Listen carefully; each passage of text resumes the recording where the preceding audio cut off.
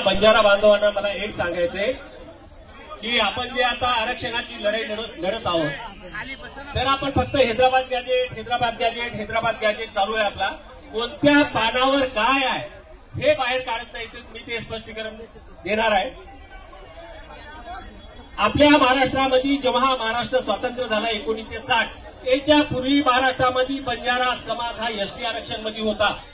1960 ते 1954 जर काय तुम्ही उदाहरण घेतलं तर बंजारा समाज हा एसटी आरक्षण त्याला होतं. त्याच्यापूर्वी होतं तर आहे, अचानक कसं काय गेलेलं आहे याच्यावर आपल्याला विचार करावा लागेल.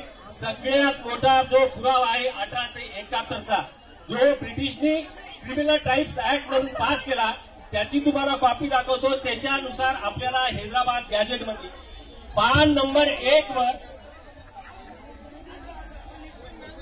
हे बघा, पान नंबर 1 वर 12वी ओळी बंजारा ही ट्राइब्स आहे असं लिहिलेलं आहे.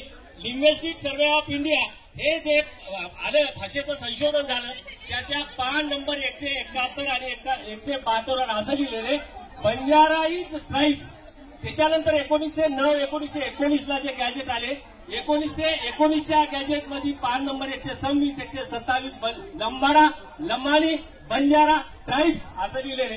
म्हणजे एकंदरीचे तुम्ही जर काय आयोग वगैरे बघितले, कमिशन जर काय बघितले, लोकूर आयोगाचं सांगतो, लोकूर आयोगामध्ये पान नंबर 48 ओळी नंबर 3 वर क्लिअर कट लिहिलेले की Banjara is tribe and untouchable असा शब्द लिहिलेले.